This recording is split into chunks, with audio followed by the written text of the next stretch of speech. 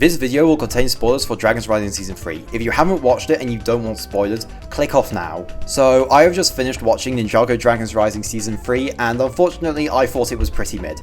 Now, don't get me wrong, I thought it was not bad by any means. It isn't like actively bad in any way other than pick Zane, but we'll get to that in a minute. But all in all, it really wasn't bad. I just thought it was very mid and very hollow. For this part, it kind of feels like they had an idea for Dragons Rising Season 3, but they weren't at the point of the story where they could execute it, so it feels like they just used part 1 to kind of get the story where it needed to be for part 2 or any future DR installments to be really good and interesting. Because admittedly, this part does end with some pretty interesting stuff on the horizon, but all in all, it's so nothing. Other than the Ras and Arin plot, I feel like they really didn't have any stories to tell with their characters, which is such a shame because Season 2 Part 2 left them in so many interesting places. Other than Arin, Ras, Sora and Frak, the ninja just get absolutely nothing. And the same goes for the Forbidden 5 because they weren't much better. To start off with some positives so that I don't get skinned by the Ninjago community, I thought the Ras and Arin plot was so good and engaging. Whenever they were on screen, it was an absolute blast, and I won't talk about it in depth too much because I have a video on it coming up soon-ish, but it was so good, I loved it so much. Moro's part in it was also way better than I thought it would be. I don't know if I've said this on here, but I was so worried about Moro redeeming Arin, even though he realistically wouldn't have any wisdom to impart on him.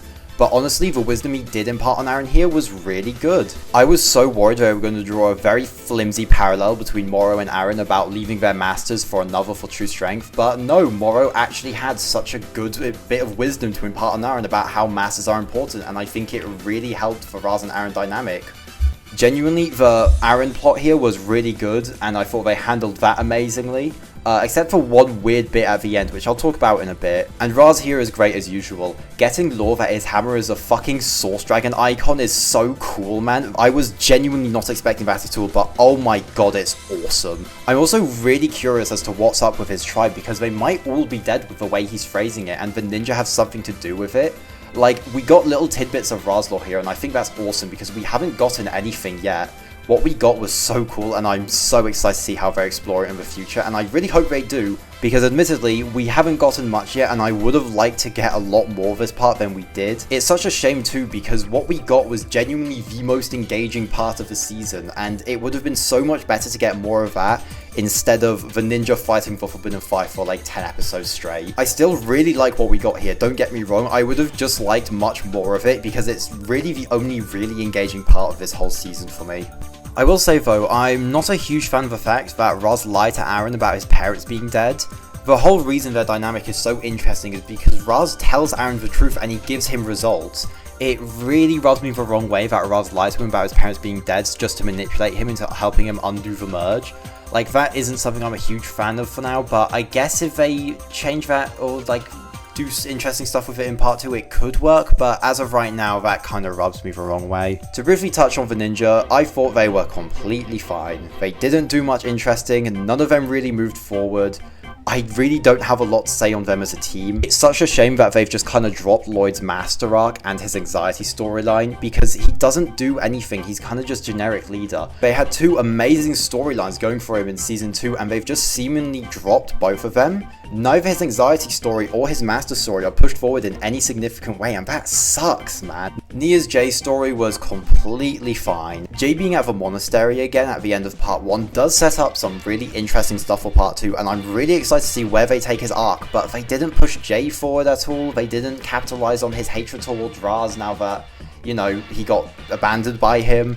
They didn't really do anything interesting with Nia and her missing Jay. The entire subplot just kinda went nowhere. They didn't do anything interesting with it at all. Like, this season is in such a weird place where they really try and set up future stories, but it fails at doing that because it isn't all too engaging, and it really fails to carry on the stories we already have going, like Lloyd's master arc, or Nia really missing Jay, because it's just brought up occasionally, and I don't feel like they do anything with Jay's bounty hunter plot either. I think, as most people expected, the Forbidden 5 kinda sucked this season. They were pretty cool in Season 2 when Nox was the only one being freed, and he was pretty cool during the tournament. I really liked him, and the mystery around these guys was also really cool, but once they're freed and once they're actually doing stuff in Season 3, there's just nothing of interest there. The 5 have like no interesting dynamics, they have no interesting personalities or characters.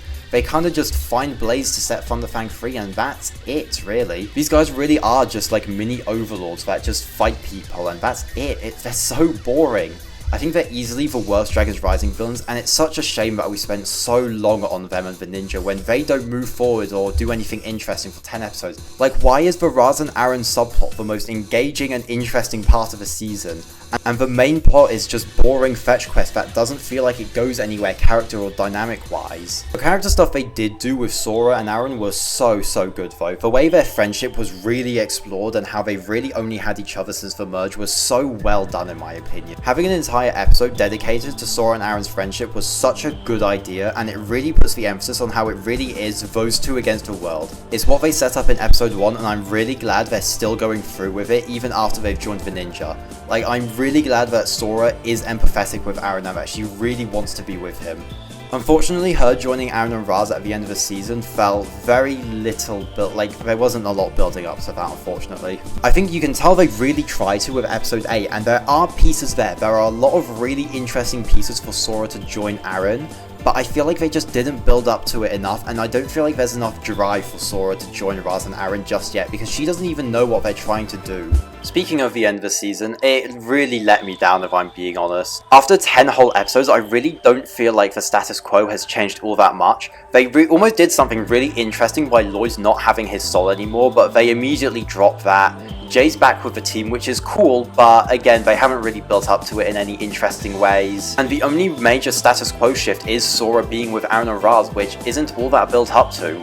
I really hope part 2 delivers on these plotlines because they have set up some really interesting stuff, but this part just really didn't do it for me in terms of a lot of the stories. Thunderfang dying at the end and being in the Spectral Lands now is so cool though. That ending shot of him is genuinely, like, it gave me chills. That shot is absolutely amazing and probably one of the best of the entire franchise. And now it's time for me to talk about the really bad part of the season, that being Zane and Pixal and the Pick Zane slot.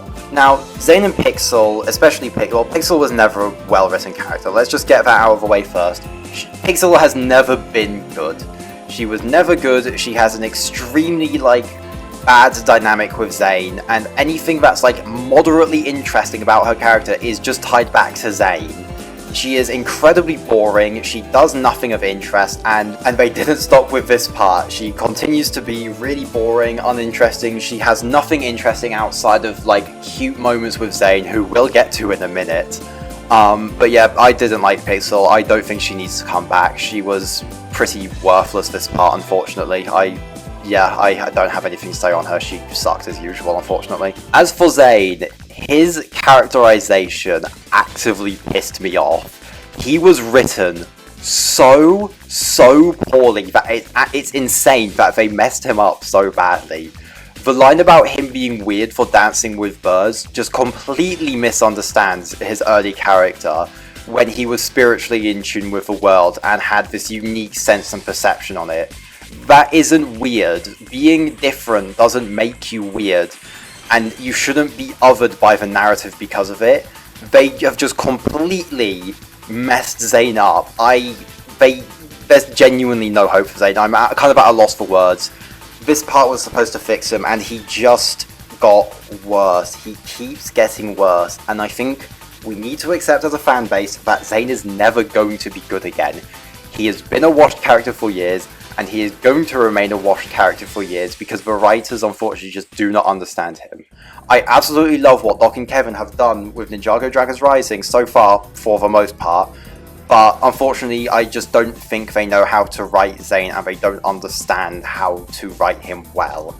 It's such a shame. I was really hoping they would fix him this part. I didn't have a lot of faith they would, but I was really hoping, and they really didn't follow through with it. It really was not good. I think the world building this part was overall pretty good and alright. The Spectral Lands, for example, I think were absolutely amazing. The Spectral Lands being this mix between the Departed and Cursed Realms after the merge, and them just being completely mixed up is such a cool concept, and I love what they did with it. But for example, something like Ninjago is absolutely botched because none of the wish magic is cohesive with what we know about it from Season 6. That completely sucked in my opinion. But all in all, the world building here was pretty good. I overall do like what they did with it. As for the final two characters, I really want to talk about Frack and Wildfire, because overall I actually think Frack was really well handled. I really like what they did with him trying to prove that he's not Raz's stooge, and really trying to incorporate the ninja's teachings into stuff that he already knows. Like, all that stuff with Frack was really good, but as for the other ninja trainee, Wildfire got completely wasted, I'm so sorry. Her being at Roby's bedside for like 9 episodes was just so dull for her. You have this really awesome, funny, loose cannon character and she just spends most of the time in a hospital next to Roby. I don't have too many issues with the way her arc was handled in Season 2 Part 2. I totally get the criticism that Roby kind of distracted from her arc of like trying to be the next Kai and trying to replace him. And while I don't agree with that, I do see where they were coming from, but I think it's so much more of a bigger issue here, because her being at Roby's bedside just completely detracts from her overall arc of trying to become a more well-adjusted person, and it's just not moved forward at all because she spends so much of it next to his bed.